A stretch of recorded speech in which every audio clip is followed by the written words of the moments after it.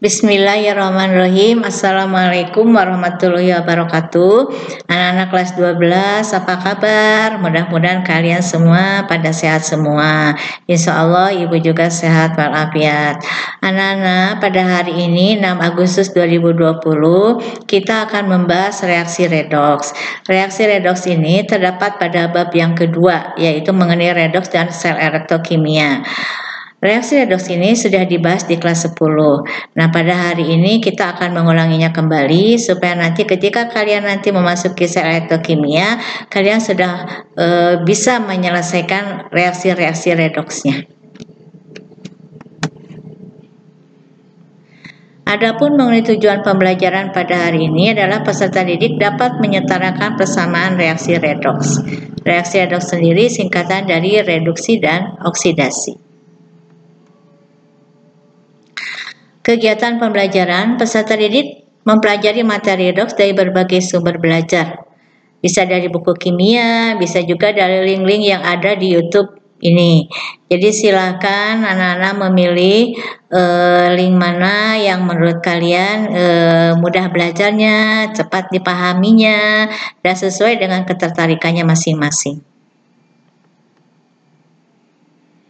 Nah, ada beberapa hal yang ingin Ibu ingatkan kembali di dalam reaksi redoks yang harus dipahami. Yang pertama adalah pengertian reaksi redoks itu sendiri. Yang kedua, aturan bilangan oksidasi. Kalian harus hafal dan bisa menerapkan aturan bilangan oksidasi ini. Yang ketiga, baru kalian harus memahami penyataan reaksi redoks. Di sini ada dua metode. Yang pertama, metode perubahan bilangan oksidasi. Yang kedua, metode ion elektron atau setengah reaksi redoks. Ini semua sudah diberikan di kelas 10. Mudah-mudahan kalian masih ingat.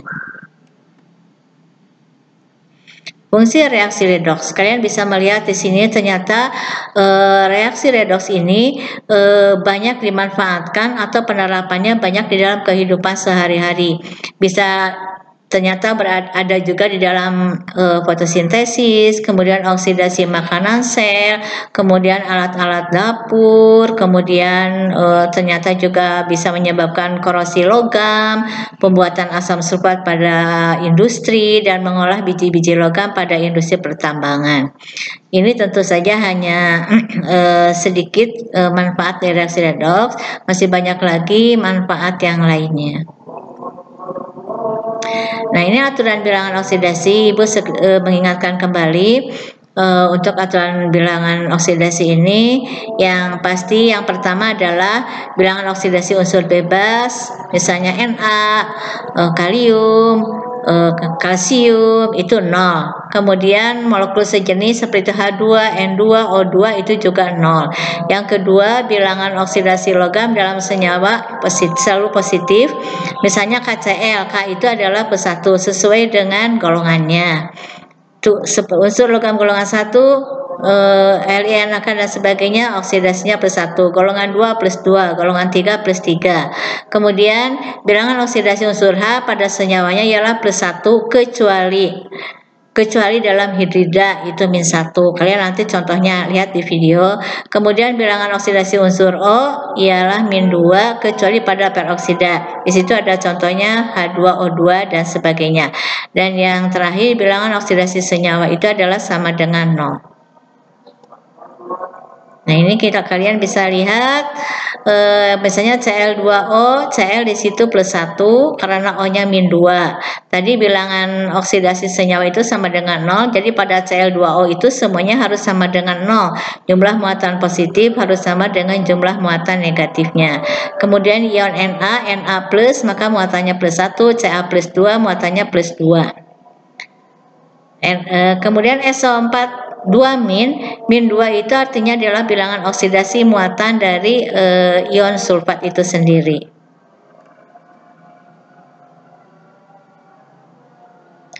Penyetaraan reaksi redoks, Ibu hanya memperlihatkan sedikit saja. Kalian simak dengan baik pada video-video yang terdapat pada link-link yang tadi sudah disebutkan. Nah, setelah kalian menyimak atau menonton video itu, maka ada beberapa soal yang harus dijawab. Ini ada 6 soal, semuanya tentang redoks. jawaban dikerjakan di kertas, difoto, kemudian dikirim ke e-learning. Kalau ada kendala, silakan hubungi Ibu, bisa nanti lewat email atau lewat WA.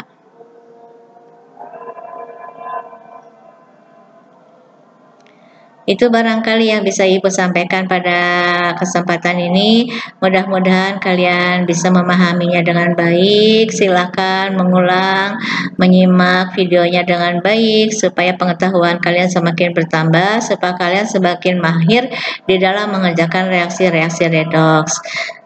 Terima kasih anak-anak atas perhatiannya. Billahi taufiq wal hidayah. Wassalamualaikum warahmatullahi wabarakatuh.